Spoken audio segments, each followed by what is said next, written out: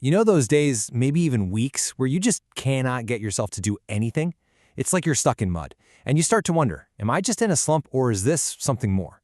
Well, that's exactly what we're going to unpack today. Is it procrastination or could it be depression? I mean, it's such a tough spot to be in, right? Your to-do list is staring you down, but your motivation has just checked out. And the easiest label to slap on that feeling? Laziness. It's almost automatic. But what if that's not the whole story? What if it's not that simple at all? Okay, so let's get right to the heart of it. What's the real difference? Think of it this way. Laziness is kind of like choosing to hit the snooze button. It's a temporary decision to put something off. Depression, though, that's completely different. It's a medical condition. It's not a choice. It settles in and affects everything. How you feel, how you think, even your physical energy. And you can't just snap out of it. So, that's the million-dollar question, isn't it? How can you possibly start to tell these two things apart? Well, the good news is, you don't have to guess. There's actually a framework that can help us make sense of it all. It's a tool that mental health pros use called the 4 Ds of abnormality. And yeah, I know, that name sounds super technical, maybe a little intimidating. But trust me, all it is a simple guide, a way to look at a behavior and figure out if it's just a rough patch or if it might be a sign of something bigger. All right, so here they are, the 4 Ds. Deviance, distress, dysfunction, and danger. We're going to go through them one by one, and by the end, you'll have a much clearer picture. So let's kick things off with the first D. Okay, so our first D is deviance. And right off the bat, let's be clear. That word can sound kind of judgy, I get it. But in psychology, it doesn't mean anything bad. It's a totally neutral term with a very specific job. Basically, all it means is that a behavior, thought, or feeling is, well, uncommon. It deviates from the norm. And the norm could mean what's typical for society, or, and this is super important, what's typical for you as an individual. So let's paint a picture. Think about your friend who's always the social butterfly, organizing get-togethers, always up for a chat. If that person suddenly goes off the grid, stops answering texts, cancels plans, and just isolates themselves for weeks, that's a huge shift from their normal self. That's deviance in this context. Okay, let's build on that with our second D. Next up, we have distress. And this one is all about shifting our focus from the outside to what's happening on the inside.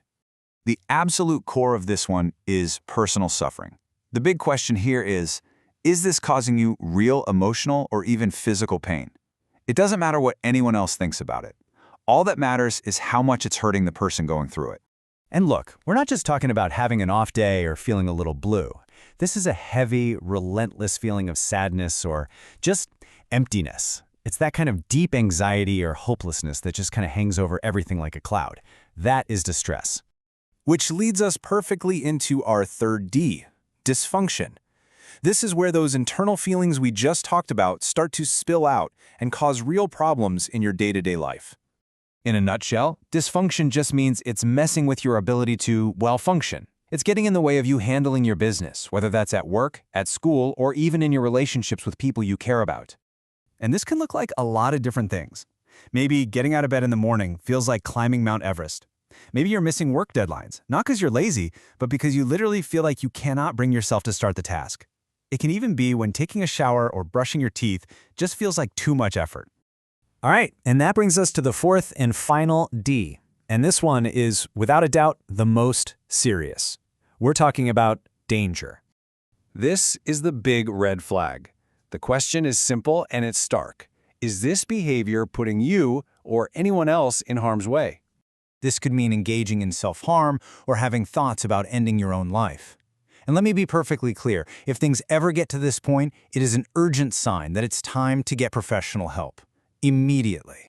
Okay, so let's do a super quick recap of the 4 Ds, just to lock it in. Deviance, the behavior is unusual for you. Distress, it's making you feel awful. Dysfunction, it's messing up your life. And danger, it's become harmful. And remember, the real insight here isn't just about finding one of these. It's about seeing if they're starting to connect and form a pattern. Now, I need to pause here and say something that is so incredibly important. This whole 4 Ds framework, it's a guide. It's for helping you understand what might be going on. It is not for self-diagnosing. Only a qualified professional can do that. And that really gets to the core of this quote. Depression is a serious illness. You can't just shake it off or think positive to make it go away. I mean, you wouldn't try to just shake off a broken leg, right? It's a real medical condition, and it needs real professional treatment. So listen, if you've been listening to this and nodding along, if any of these signs feel a little too familiar, either for you or for someone you know, please hear this. Talking to a doctor or a therapist isn't weakness. It is one of the bravest and most important things you can do. And we'll just leave you with this one last thought. Sometimes the biggest battle is just not knowing what's wrong. Just having the words to describe what you're feeling, that can be a huge first step. So, what if simply understanding what's going on is the beginning of everything getting better?